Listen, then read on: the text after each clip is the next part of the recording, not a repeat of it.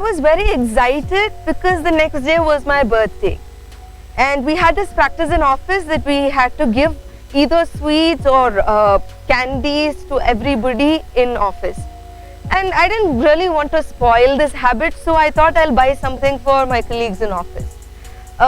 My birthday always falls on this October spring break, so I never got this opportunity to give chocolates to my classmates, because 14 years in my school I spent my birthday only at home because it was a holiday. So at least when I moved to college, sharing chocolates with my classmates was considered too childish, so I didn't do that. So at least I got this opportunity in college. So I was excited, so I decided to buy some chocolates or some sweets for people who are working with me. So it was 7 p.m. in the evening. Me and my sister, we decided to drive to a nearby supermarket to buy some chocolates. And I was parking my bike out of the supermarket, we saw 2 kids. And my sister was the one who pointed me towards them. And as I was looking at them, these kids were trying to sell toys to other children, and they were trying to convince other kids so that they buy these toys. And I was just looking at them, and there was this one phrase that my sister said that kind of struck my brain. She said, look at them at the age that they should be playing with their toys, they are selling toys. It did make a lot of sense, except that it didn't really strike my head until she pointed that out. Now we went inside the supermarket, and I wanted to do something for these kids who were trying to sell toys to other kids when they were supposed to be playing with them. So we bought the chocolates, and I bought 2 bottles of juice and 2 packets of biscuits and 2 bars of chocolate just to give it to them. I know for a fact that these things are not going to change their life forever, or it's not something that I would give them that they can keep for their whole life. But I thought it will bring a smile on their face. At least it will give them a momentary happiness.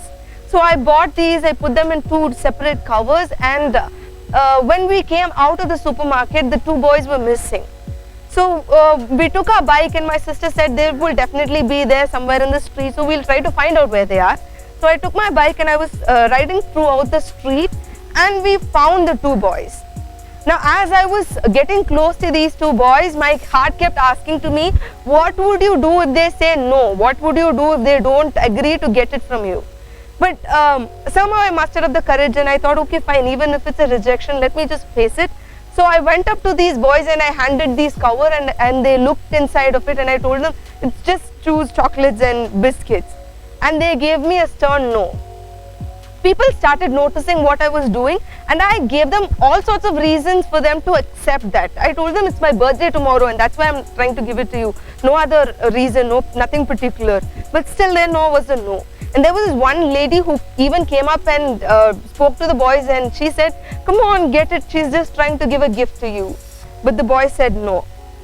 And it was a rejection.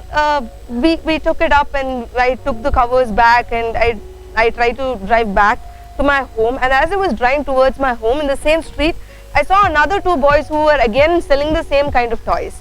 So my sister this time said, you already faced a rejection, why not try with these 2 boys as well, like just give it to them.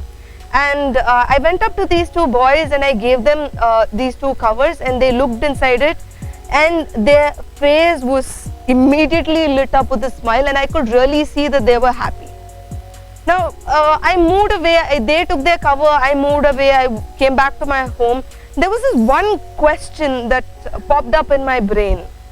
Something that gave happiness to these 2 boys didn't give happiness to the other 2 boys. Why was it? I think some questions will never be answered. Some questions are better that they are not answered. These 2 boys are obviously different. This is the 38th person I met.